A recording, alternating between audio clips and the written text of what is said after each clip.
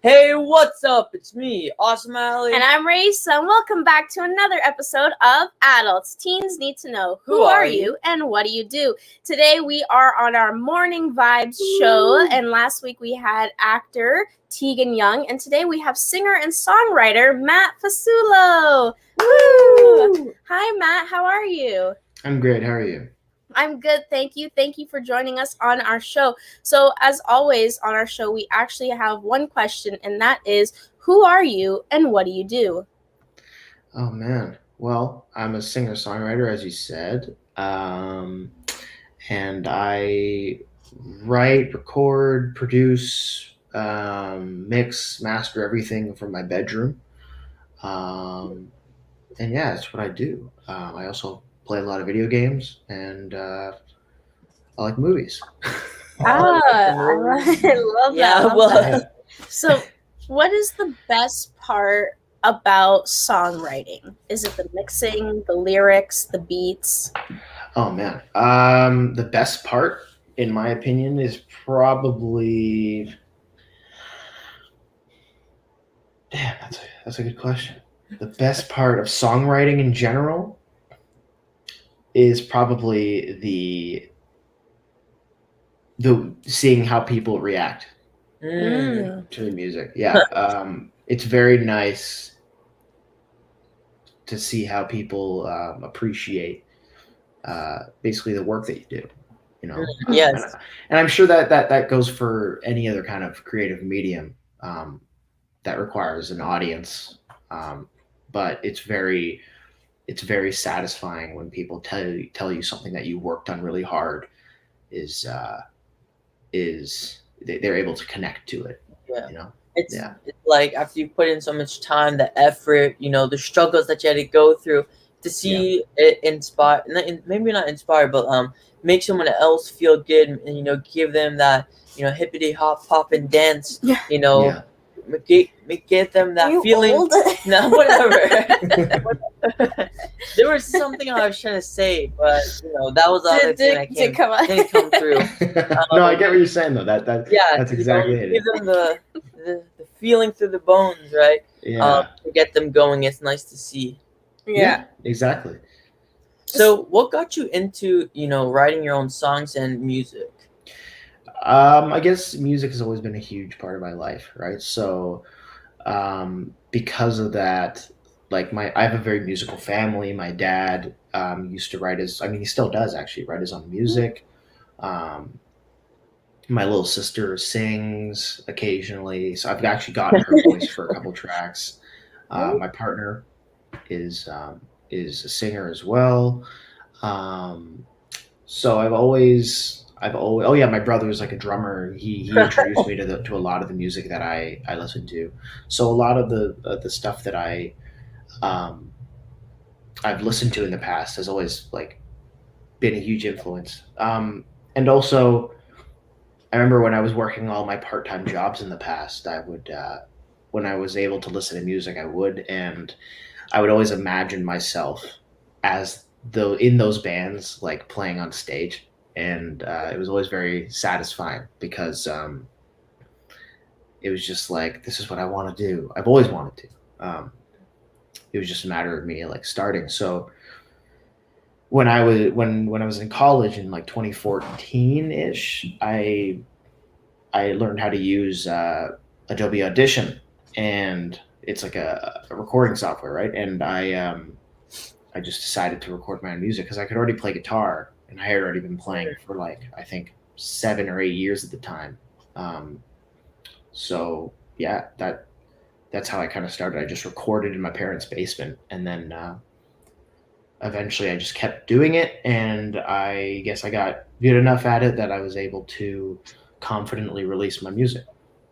So started out, cool. just as listening to music, being around people, and then you're like, you know what? Let's just give it a try. Let's see where this takes me, right? Yeah, and I imagine that's how it kind of goes for pretty much every musician, most likely. At least ones that do things solo, is they're just kind of like, I'll just try it out. Yeah, I love it. It's like it's like an artist's origin story, and all the rock movies. You're like jamming out in your parents' basement or the garage, and then they're practicing, like, can your practice is done. Like, we're gonna go eat. Like, just stop. Exactly. So, but it also. So you did go to college, but it also says that you're a mixing engineer, and you kind of mentioned that a little bit earlier. So do you enjoy mixing music more or singing? Mean? Yeah. Oh yeah, and what does it mean? Yeah. So I'll answer both. So a mixing engineer is, well, I'm less of a mixing engineer, and I'm more just mix and master my own music, like, because I kind of do everything when it comes to the process of putting a song together, right? So I'm not specifically a mixing engineer. I am I engineer my own music, and then I mix my music once I've recorded it, and then I master my music. So it's basically the entire process of creating a song. The guy, you know. Yeah. Minutes go by, just Matt. Yeah. But I also produced music for a couple bands here in Toronto who are now friends of mine, and then also I do post-production sound for some commercials every month or two, Cool. which keeps me alive. Yeah. Well, you know, so the next time we see a commercial, you know, the drops. Exactly. It's going to be like, Matt. But Matt, you're also, and this is really exciting, you're like a verified Spotify artist. So, like, how does that feel? Like, you're making music for bands and commercials, and now your own music is verified. Verified. Right. Well, I mean, I'll be honest. If you have any music, you can get it on Spotify super easy. But it is nice. It is nice. It almost feels like, it feels more official, you know, to have your music there with the check mark. It just feels very official. So it feels like you released it on like a disc, you know, and people are buying it. That's what it feels like. Every time you get a stream, it's like, yes, somebody wants to hear me. But yeah, I don't want to make it sound like it's difficult to actually put your music out there. It's pretty easy now. It costs a little bit of money, but really not that much. And there's so many different avenues an independent artist can take in order to get heard. Despite how saturated the market is now, it's 100% possible for anybody that has a computer. And it's interesting now how well, when we're talking about the check mark, right? How Race is one of those people that get really excited when she sees a verified. If she sees like another artist and a verified artist, she'll listen to the verified artist. No, I won't. Don't lie. I get excited when I see our own stuff. Like when we first published our book, and then it was on Barnes and Nobles and like Walmart. I was excited for that because I like that kind of stuff. It's like seeing it on the storefront. It's exciting, right? Yeah. Exactly. So I will listen to every artist. No, come on. But it's like I said, it's interesting to see, you know, how you know, that new form of media of like, you're good here, gets everyone super hyped up, and you know, they're more likely to follow you once you got that blue tick next to you, right? How does that make you feel? You know, what was the process of getting that? Was it just like Spotify gave that, or did you have to work towards get a certain number of streams? I'm actually not 100% sure how the blue tick works. I think it has something to do with just verifying that you are who you are. Or maybe it has something to do with streams. I actually haven't really looked into that. That's how you know. One day it was just there, and I was like, oh, okay. I don't know what that is. Oh my gosh. So you what was your favorite song that you've ever produced? Oh, I haven't released it yet. Oh, Yeah. can we have some spoilers? Yeah. So over the next few months, I'm releasing, because I released "Oh My God," and that was one of 5 singles that I'm planning to release this year. So I have 4 more songs coming out this year, and my favorite one of all of them, I'm having a hard time deciding between 2, but there's one called "Secondhand," and then there's one called "Hemming the Girl," and it's one of those 2. Um, I'm partial to "Hemming the Girl" because it's important to me, and I mean they're both important to me, obviously.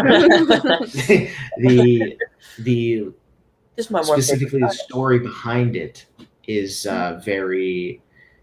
It's something about kind of. It has a lot to do with my growth as an individual, and feminism, and I wrote it during Women's History Month, and during that month, I found out about this girl in I think England. I can't remember where, in the UK, who was, this is kind of dark, but who was found dead, and it made me feel something about it. I mean, it's happened a million times, but something about it made me feel different because I'm a little bit older now, and I was able to connect with it more and realize, the struggles that women go through. So, um, I wrote the song kind of as an inspiration, and yeah, it's that's why it's probably my favorite one that I've written, because I feel like I'm able to really connect to it compared to a lot of my songs. And with singing and songwriting, do you usually write the song first and then come up with the name of the song? Um, Actually, it's totally random sometimes. I'd say my most common process though is I would I would start writing and recording at the exact same time. So I would come up with a cool guitar riff and I would record it, and then I'd say, oh, like I'm gonna loop that like 10 times, and I'm gonna hear what my vocals sound on top like that. So I just improvise some vocals and some lyrics on top of that, and then I'd add more layers, and then I'd record more vocals, and so it's rare that I would sit there with the guitar and write the entire song from beginning to end, um, and then record it. I do everything kind of all at once because it's just, I think I have the most fun doing that because I can play around with the way the vocals kind of intertwine with the production, and yeah.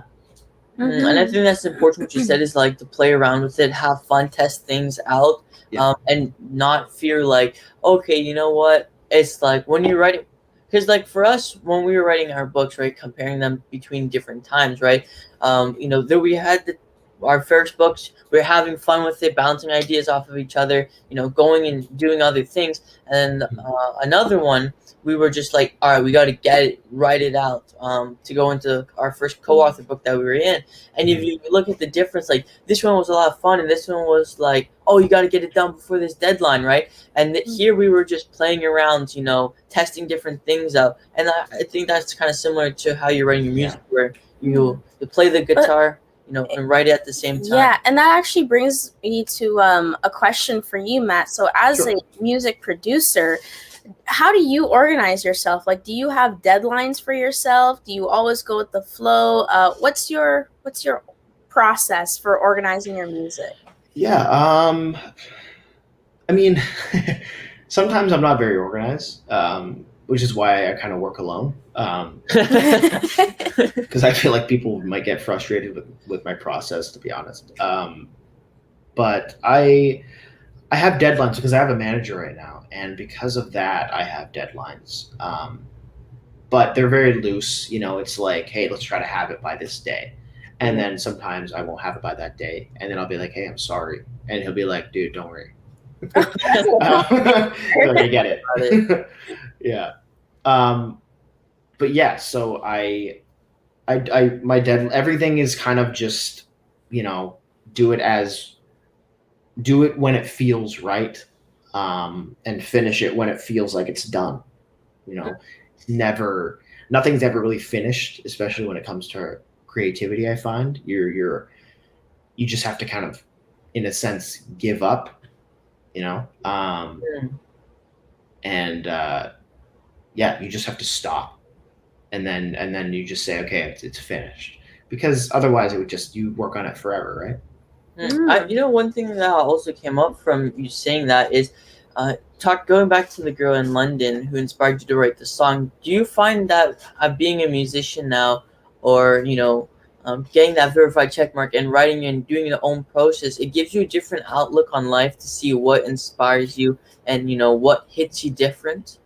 Yeah, I mean, I can only speak for myself in this sense, because I'm sure a lot of musicians find their creativity in a different way, and find meaning in things in a different way. But for me, I actually have a very difficult time writing lyrics. So yeah, I struggle when it comes to connecting to my own music, which is why when I said that I like this one song, it's not even about me the most, is because I wrote it about something that I knew was important. Not something that I had to convince myself was important to myself. I wrote something about something that I knew was important, not only to me, but to people that I care about, like my partner, and my little sister, and my older sister, and my brother. And these things are universal, and therefore it's undeniable that it's important, right? So yeah. All right. I love that. Those are wise words as well, where I think as you get inspiration from different things, it just makes you feel better. Like, I think, like, you telling that story right now is the definition of why it's good to help or stand up for somebody or do something other than yourself, because you will have that feeling of ease at the end and feel like you are doing something good, because it's not all about you. You know what I mean? Yeah, exactly. It's not all about me, right? And that's not to knock any artist that writes songs from personal experience. I think that's kind of 90% of the work is trying to express yourself, right? Like a lot of musicians are just essentially a diary in music form, right? Which is totally great. But it also is, I think, important for some artists out there to be able to at least attempt to connect with people and issues out there that some people aren't talking about enough. So because why do you think, like, look at like Bob Dylan? The reason why so many people love him is because he was speaking about all the shit that was going on in the world at that time. So yeah. I'm curious, how do you think now social media plays a part in a artist's career? Oh man. Just to ask that's a good question. It's actually very frustrating, because I'm not a huge social media person. I use it mainly as a way to connect with people. I mean, that is kind of the basis of social media, but I use it as a means to promote and to get myself out there. But when it comes to casual use, I'm not a huge fan of it, and I don't really do it that often, because I find it, I mean, I'm sure everybody knows this, but it's pretty toxic. And unfortunately, it's like 100% necessary nowadays. Even in the past, like 5-ish years, music has taken a turn because of streaming platforms, to the point where it is the way to become noticed. Otherwise, no one will ever hear you. So yeah, it's 100% necessary. And if you're not willing to make an Instagram account and a Facebook account and a TikTok now, which was literally in the past 1 year, TikTok has become one of the biggest music platforms ever. And for a while I was like, TikTok's stupid, but it's not. It works for a reason. So there's a bunch of artists that have what's her name? I can't remember her name, but there's one artist who is like pretty big now just because people heard her music on TikTok. Olivia Rodrigo. Oh yes, yes, in the drama scandal. Yes, yeah. It's crazy. She came out of nowhere, and it's just because that app exists, right? So that kind of goes to show that, you know, I have to. I wonder what my career would look like if I was born 20 years earlier. You know, like would I be would I have made my success in a different way, or would I have still only found my success through social media? I don't know. Well, that's a good question, because that's like, you look at it from that point of view, and you look at the big production work.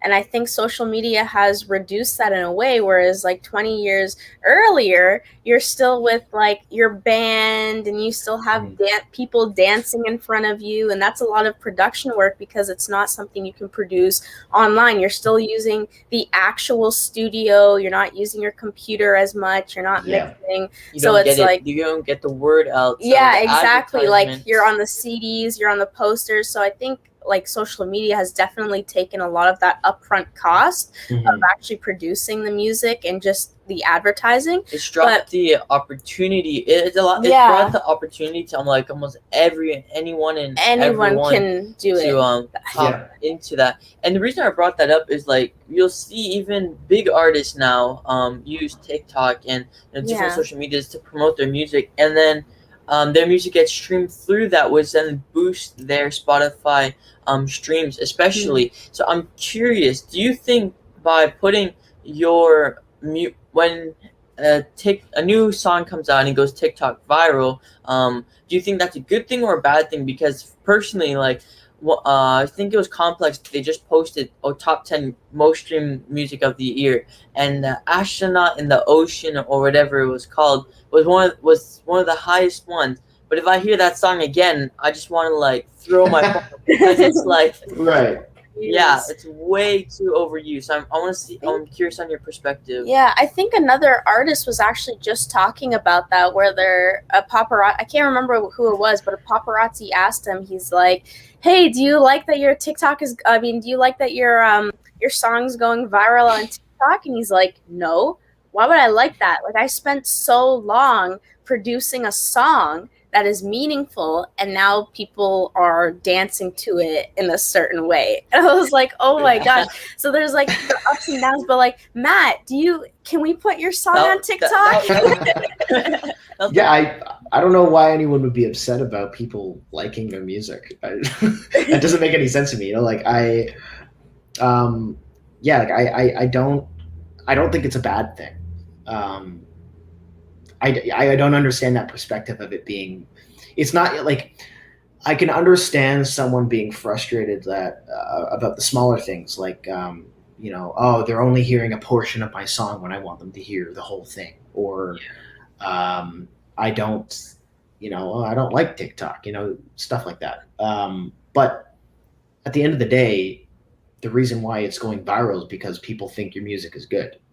Whether or not they're making a dance to it, who cares? It's people enjoying your music. Why would you be upset about it?